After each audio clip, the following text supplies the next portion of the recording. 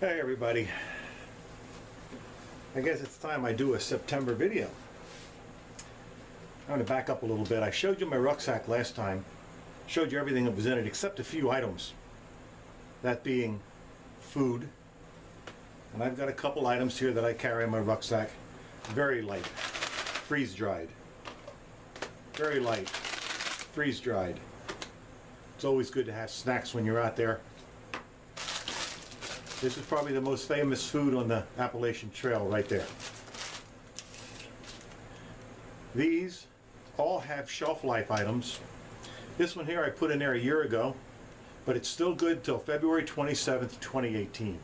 So if you don't let it get too hot or you don't let it freeze, these will stay good. I am going to be giving a class tomorrow on rucksack out at one of our local parks. I was asked by the leaders out there, since I already am volunteering out at Blue Marsh to do different items, give classes, etc., to give a rucksack class, because they know that my rucksack's always ready to go, and as you saw in my last video, it's ready today. I could go now. So let me get my paper together here and hang it so I can read it without you guys seeing it. Stand by. Okay, I'm back. And I wrote up about a page and a half of instructions on rucksacks, everyday carry. That's my mini. It stays in the truck. When I go out on a hike, I throw it up my pocket. And a medium rucksack. I have everything in here I need to sustain myself for 3 months. Cover, fire start, cutting tools. I have a cup in here, container for boiling water, the cup, and carrying water from a stream or whatever. Everything I need is in here. Not comfortable, but I can survive with it. My point of this is not everyone else's rucksack is right for anyone else.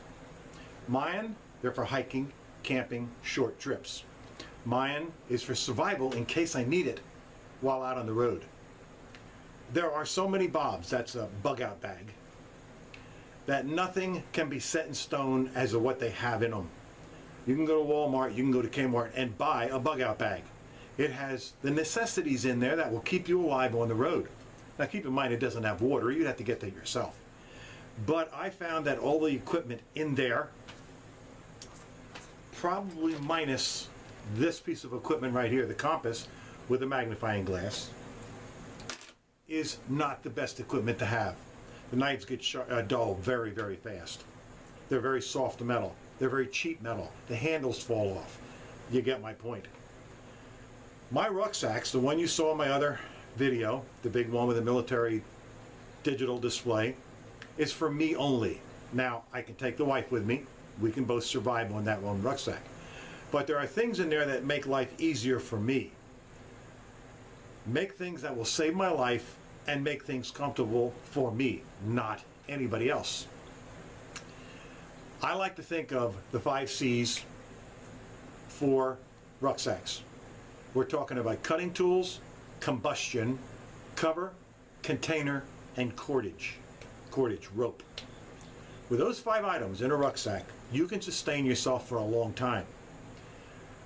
With the 3x3 mindset. We'll discuss that later.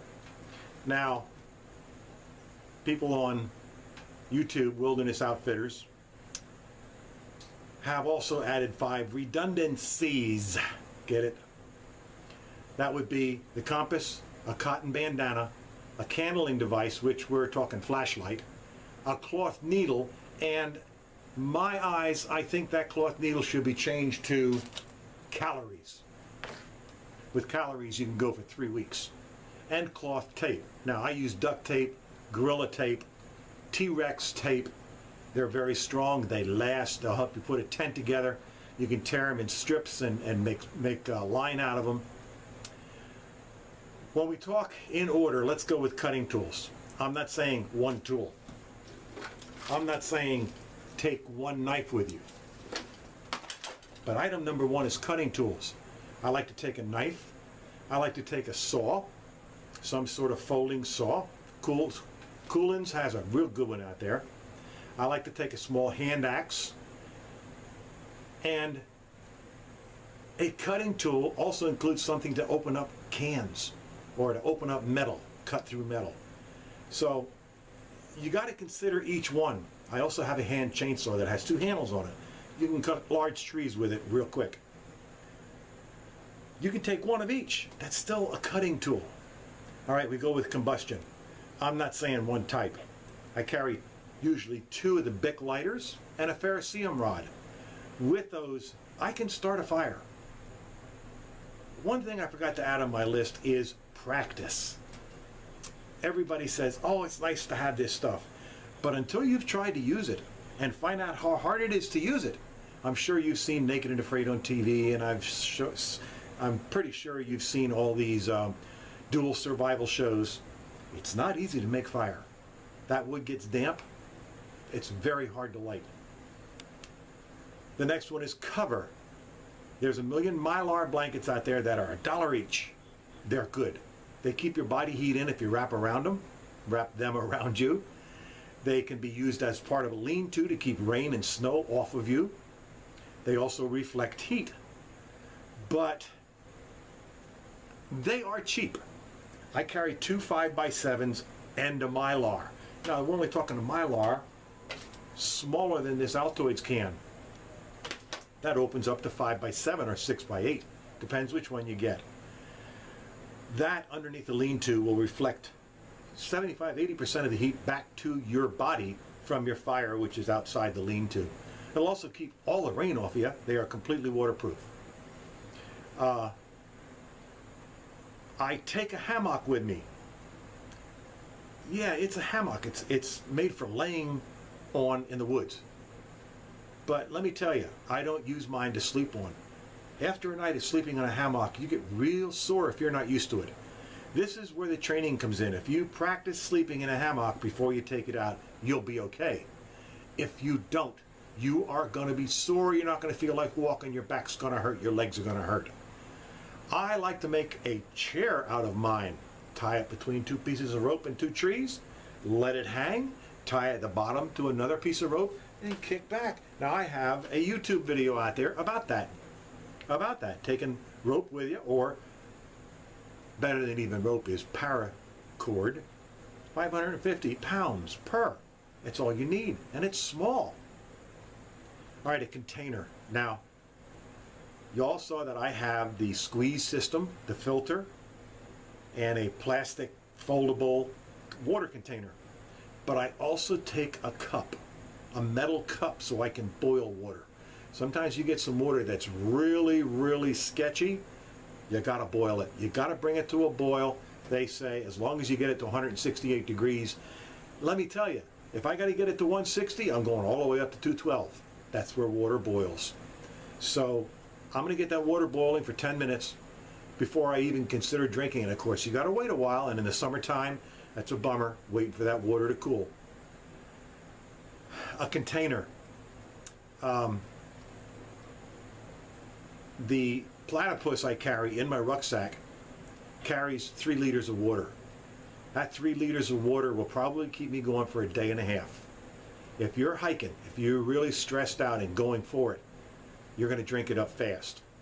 So you got to know where the streams are. You got to know how to get water from them streams. That's where the container comes in place, having a metal cup. I like the squeeze system. I think it's the best system there is. The life straw, it's okay. I have a life straw in this one, but I have the squeeze container in my rucksack. I believe what we talked about, the 5 redundancies, are mostly in the way of survival situation. As I read them off, you could figure that out. The 5 redundancies. Compass. You don't need a compass to live. A cotton bandana. You can do without it. Even if you break an arm, you could use your paracord. Candling device. If you can get a fire started with your 5 C's of survival, you'll have a candling device. You have yourself fire. A cloth needle. Again, I said in the way of a cloth needle, I He says it's for repairing clothing and even tying up your stuff over your lean-to. I believe a few calories would work better. And he said cloth tape. Now, yeah, it's indispensable when you have tape out there. That's not part of your 5 original C's. That's a redundancy, but it's probably the one that you would use. Now, get on to the 3x3 process. I was told by Jeff Coleman from Cabela's right here in Reading, Pennsylvania, about the 3 C's. I never thought about it until I talked to him. The 3x3 mindset is 3 days, 3 weeks, or 3 months. First of all, you got to be able to survive 3 days. You know you need water. You know you need cover. You know you need something to keep your body from going into stress and shock. Then you have 3 weeks. Well, you all need about a gallon of water a day. You can do less if you temper yourself. But in 3 weeks, you're going to start needing food pretty bad. So you should have something with you to get food. Now, under the 5 C's, I was carrying cordage. You can make loop sets with it and catch game. Not easy at all, but you can do it. That's why you have the cordage. That falls into the 3x3 mindset. The last one is 3 months. If you're going to go out there on the road, you better have something to catch game, whether it be a small wire that you can carry that you can get in any one of our craft shops around here, thin wire to make a loop that when an animal runs through it, he gets stuck and can't get out. And you can get up and get him. That's getting food for yourself to live with. You have to have a way to support your water and food requirements. Some sort of weapon, trap, or catching device. Of course, there's things you carry on your body every day that are known as an EDC. That's an everyday carry. In my case, I have 2 items here that I'm very happy with. Number one, the multi-tool. I'm partial to the Gerber. It has a saw, it has a knife, it has scissors. It has both the Phillips and the flat tip screwdriver, and it has a can opener. So it has a wire cutter, it has, of course, a pair of pliers, and if you got to pull a tick, it also has the needle nose pliers. I'm very stuck on carrying this. I've carried one of these every day in the Army since 1976. It's been in my pocket. Put it in my luggage when I get on a plane. Second thing I carry, chapstick. You can put a stick down that center hole, light the stick, and this becomes a candle. Plus, keeps your mouth lubricated. It keeps everything moist. You don't dry out as fast. Something I carry every day without fail is my small caliper weapon. Always have it. Never without it. If I get stuck somewhere, I can shoot me at least 7 animals to survive one. If you know how to make them last a lot longer. Okay, I do have my cell phone that goes with me, but if the grid goes down, if power goes down, if the cell towers go down, what good are cell phones? You can use them locally. I got a compass in mine. Maybe I can use that. North will always be north. You know what? Come to think of it now, using the watch as a compass, I'm going to get a piece of paper and draw a watch face for you. Stand by. Okay, I got me that piece of paper and I drew me a clock. Now, using the watch as a compass, I drew the hour hand on there because right now it is 4:30. So you see the hour hand is between the 4 and 5. If you lay this clock down and aim the arrow hand at the sun, which right now you can't see it outside, the sun is virtually to my left. If you lay this clock down with that hour hand, not the minute hand, but the hour hand, facing the sun, between that hour hand and 12 o'clock will be north. So,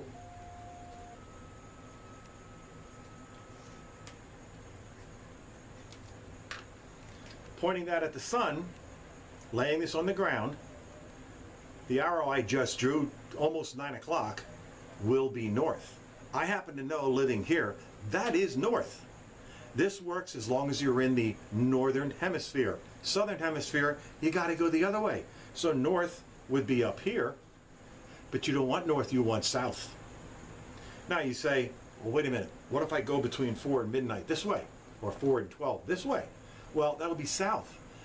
Everywhere in the northern hemisphere, the sun is going to be on the southern part of the travel.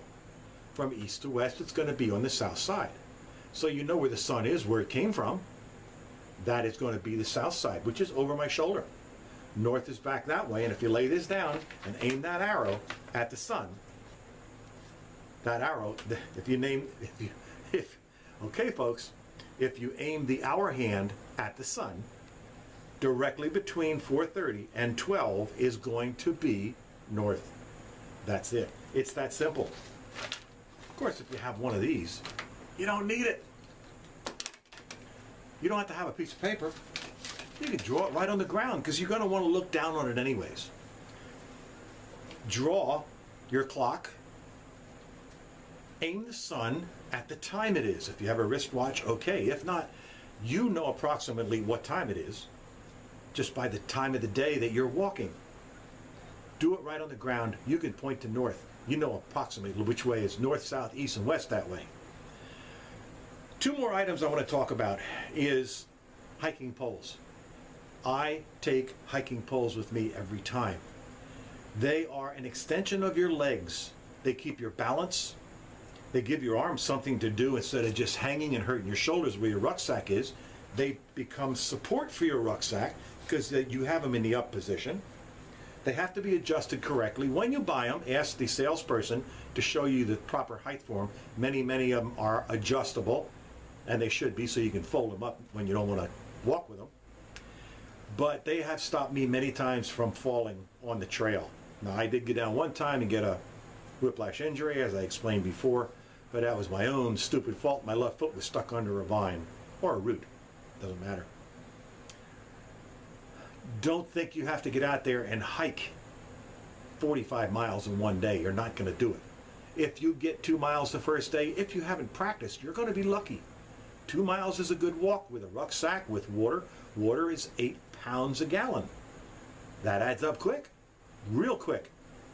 These are extremely light, but we're still talking ounces. I wish I could look it up for you real quick, but I can't. It usually says how many ounces are in here. Doesn't matter. Everything you put in that rucksack is going to weigh something. I have a scale here that does break it down to 1 ounce, so I know what I'm putting in the rucksack. The rucksack itself weighs 3 pounds. My tent weighs 3.3 pounds. There's already 6 pounds. You put a gallon of water in there, you got 14 pounds. It adds up quick. Make sure, if you're going to go out there hiking, carry some Advil, Motrin, Tylenol, aspirin. Aspirin will thin your blood a little bit and you'll feel better, a little bit cooler while walking, to take away the pain when you do sit down and try to get back up again. If you want, check out my other videos under this Polish Pickle name or Ron Wasik. I also have a few out there of fishing rods, stoves, tables, geocaching, and a few other ideas. So that's it for this month. I am going to be giving a class tomorrow just like this video at one of our close parks. I was asked to do it and I'm more than happy to do it. So that's my video for this month. Thank you very much. Life is what you make it. Laughter is the key. Comes directly from my son. Thank you all for watching. Give me a thumbs up. Bye.